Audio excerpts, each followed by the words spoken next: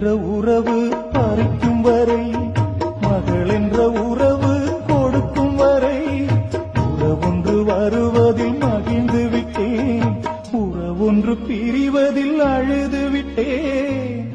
எந்தன் வீட்டு கன்று இன்று எட்டி எட்டி போகிறது, கண்ணின் ஓரம் கண்ணீர் வந்து எட்டி எட்டி பார்க்கிறது.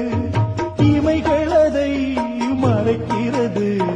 மரகத வல்லிக்கு மணக்கோலம், என் மங்கள செல்விக்கு மலர் கோலம், கண்மணி தாமரை